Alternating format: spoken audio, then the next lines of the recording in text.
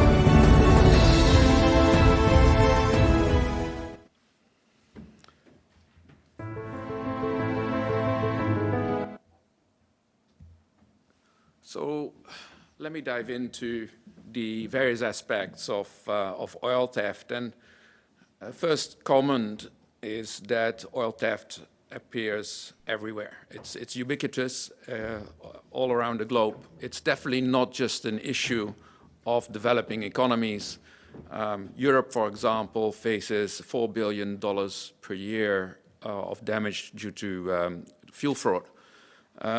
And so you can see that it happens everywhere. This is certainly not all the cases of oil theft. This is very much a subset. Actually, this is the set that is described in more detail in my report. And I will discuss a few of them, just highlight a few of these cases during my presentation today. But the size of each individual event is in itself highly significant. But when we add it all up, it becomes even larger. So when we talk about the direct impact of 133 billion per year, that excludes a lot of indirect impact. So for example, when we talk about the oil being stolen, say in Nigeria as a good example, 400,000 barrels a day are being stolen. That's $1 billion per month disappearing out of the economy. But the issue doesn't stop there. Because of the oil theft that is happening, a lot of the pipelines are being damaged and infrastructure is being damaged. So on top of the 400,000 barrels per day being stolen, there's another 1 million barrels a day that cannot be produced as a result of these damages. And that leads to a tax deferment income of another $20 billion per year. And that's just one aspect of Nigeria. I'm not even talking about the environmental damages and also the impact on social costs and so forth.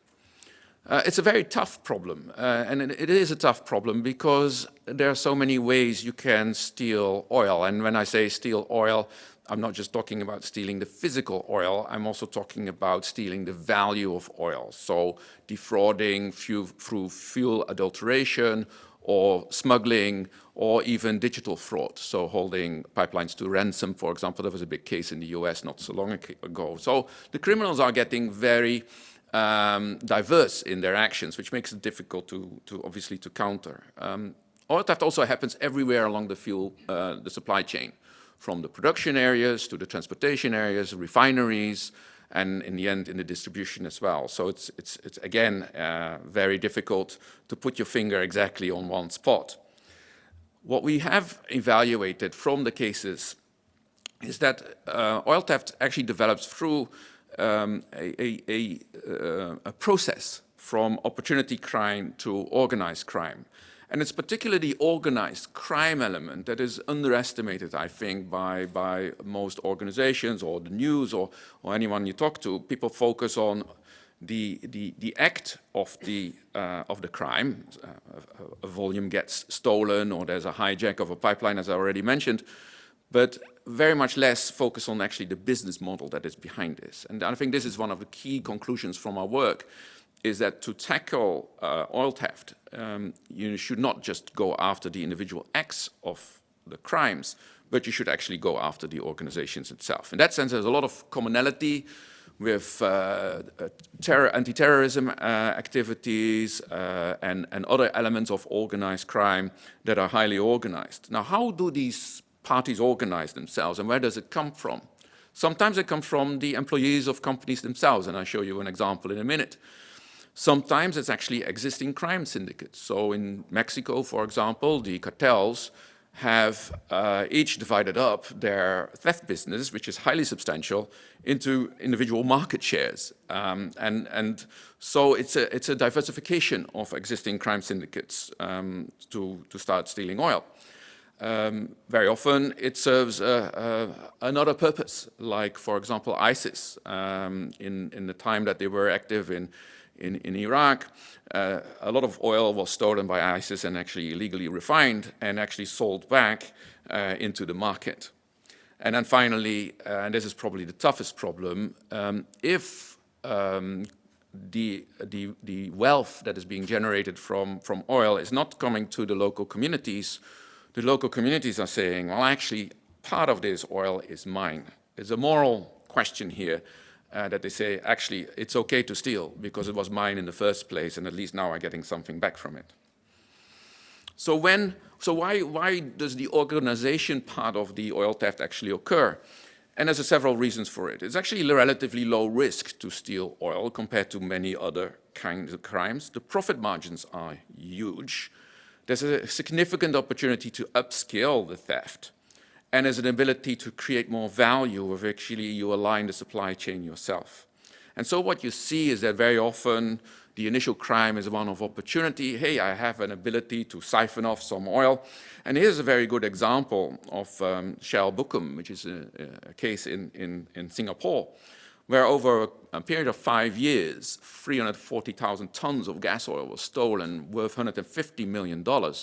It originated with the refinery staff, so these are Shell staff members, but working then together with bunker companies, with even fuel surveyors and traders. And so you see what is happening is that legitimate businesses and legitimate companies are getting embroiled in illegal activity, which makes it very hard to tackle them as well, because particularly the chemical tanker companies, for example, were legitimate businesses doing some significant legitimate business on the side. So we talked already about the impact of oil theft and particularly on the financial side. So let me go in a little bit more depth on some of the tax work that we've done. And the key message is that oil-producing countries, particularly developing countries, are uniquely exposed, I think, to the impact of oil theft. And one of the reasons for that is that when it comes to government funding, the government, the share of petroleum revenues in the total funding is very often disproportionate compared to the overall tax yield. And that means that if oil gets stolen, there's no way to mitigate that loss of income. There's not a diversification, there's no hedging. It has a obviously direct effect on the bottom line, but because the dependency on oil revenue is so large, if you steal 20% of a country's oil, then obviously the government is directly impacted by the same amount. There's some excellent work done by the IMF on tax yield analysis, and they've evaluated 72 developing countries on their tax yield, and they split them up between countries that are exporting commodities and countries that are not exporting commodities. And what you see is generally that the tax yields of exporting developing countries is less than those of non-commodity exporting countries. What we've done is we basically extended that analysis. We looked at 30 developing countries affected by oil theft as identified by Atlantic Council. And we rerun this data specifically for those countries. And what you see is the same trend, but tremendously exacerbated. So we see that this oil exporting countries affected by oil theft, you see the tax yield is very low and significantly less than for the commodity exporting developing countries overall.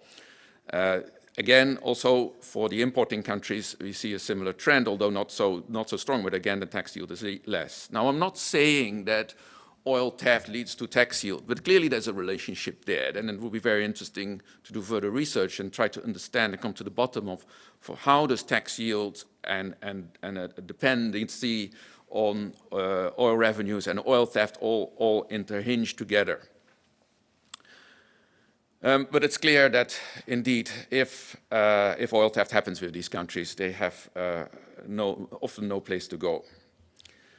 Now, this is on a country level, but the impacts of oil theft do not stay within a country's borders. So here's an example of the Benin economy that was significantly impacted by indirect consequences of oil theft. So in 2011, there were significant acts of piracy in the Gulf of Benin. And these pirate attacks mostly addressed oil tankers because obviously they make good prey. And as a result of those activities, the maritime insurance costs for vessels that were going through this area in the Gulf of Guinea, the insurance premiums just rocketed. And therefore, ships stayed away from these areas in order not to pay the insurance premiums. Consequently, the port of Cotonou saw a significant drop in traffic by 70%. And in Benin, it's, by the way, not an oil-producing country at all. The port is a very important source of income for the government. So government revenue as a consequence of activities taking place outside of Benin's borders dropped by 28%. And so it's very important to understand these wider relationships and these wider consequences in order to put more attention and focus on these challenging issues. As I said, I will discuss a few examples of what I also would call oil theft. And one of those examples is in Southeast Asia, and that involves smuggling of fuel.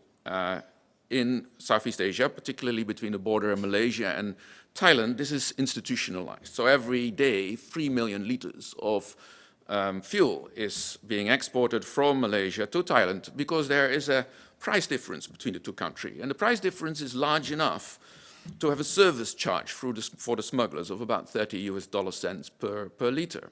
Now, let there be no mistake. This is highly organized. These are not just individual vehicles. These are vehicles that have been, actually they are oil tankers, but they're dressed up as other vehicles, 4,000 ton vehicles that go in and out of the countries and conducting these trades.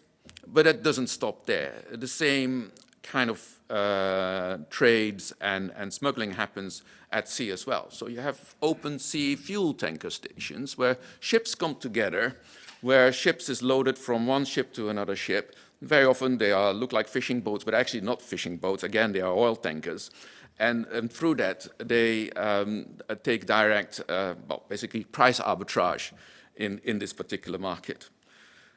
When you look at these crime syndicates, again, you see commonalities in terms of human smuggling and as well as insurgent activities in South Thailand. The other example, this is China, again described in a report. This is quite an amazing, see how fast the criminality develops. So in 1 year time, the imports of China light cycle oil quadrupled from about 500,000 tons per month to about 2 million tons a month.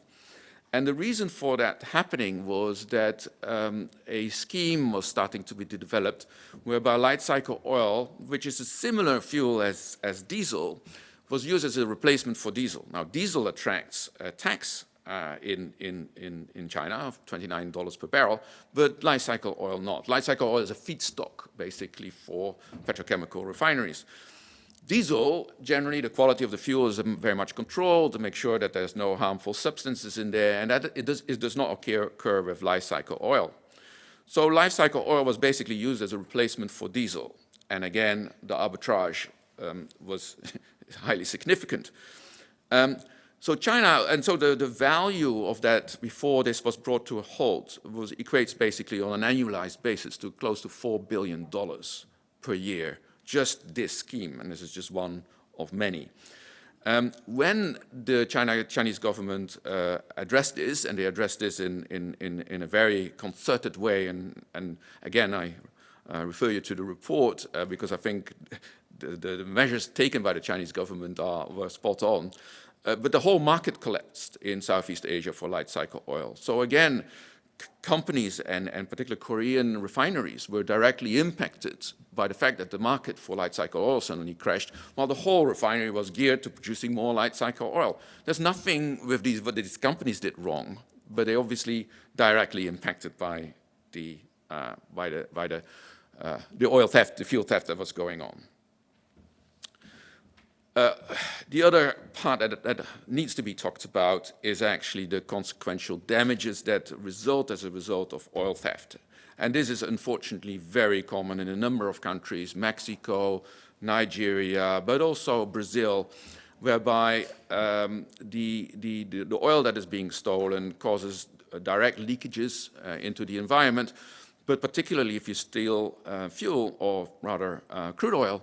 And what happens sometimes is that you see these artisanal refineries, and I don't like the word artisanal, so that refinery, it makes it sound romantic. The pictures are far from romantic.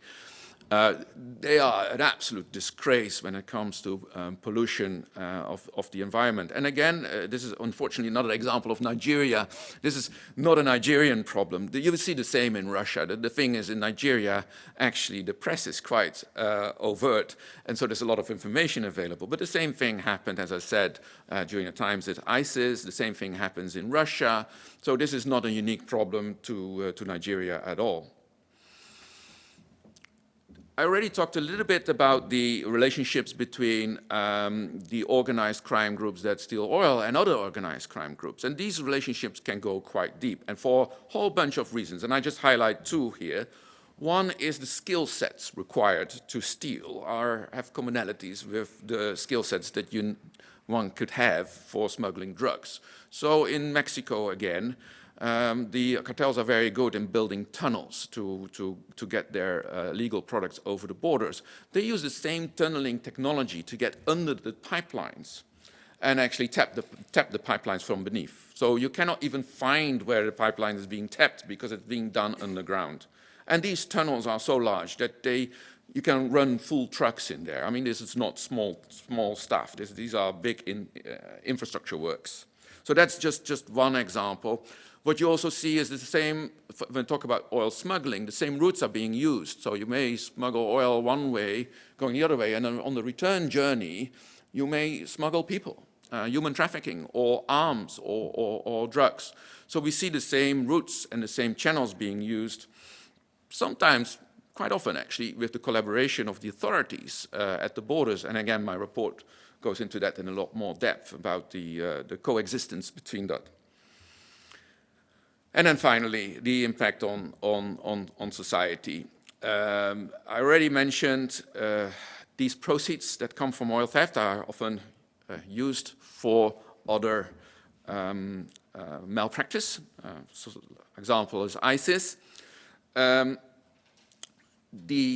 What also happens, which is probably the biggest problem, is that these criminal syndicates work together to embrace the support and help from the community. They offer them jobs in security, for example, to protect against for the crimes. Very often, some of the proceeds go back to the local communities to build schools, hospitals, and then they say, actually, we do a much better job than the government. So the government is deprived of income, so they can actually not take care of the local people. But it's being dressed up as if the local crime syndicates are actually doing what the government should be doing in the first place. And it is this kind of circular argumenting that makes it very difficult to root out, because a lot of these crime groups are directly supported by locals. So, in consequence, I would say there are lots of reasons for the international community to give a lot more attention to this problem. It's not a domestic problem. It's certainly not an issue just for developing economies. It is transnational. The crime syndicates are transnational, and the legal economy, the normal economy, gets corrupted, and very often they know about it, but ever so more they actually don't even know about it, that for example, transporting a parcel of crude, that is actually a stolen parcel. So this mix of legal and illegal activities we see everywhere. It's sort of depicted in this picture here of a fuel station. Again, I'm sorry for that, it's again Nigeria. But you see, when you come to this fuel station, you can actually get fuel from the pump, as we would normally recognize it, but there's also these drums to the side. So you can choose a lower grade fuel that actually comes from these artisanal refineries and then have a cheaper fuel. So more diversification, I would say, for the customer, but it's obviously getting to the point that legal activities for oil and fuel are getting intermixed with illegal activities.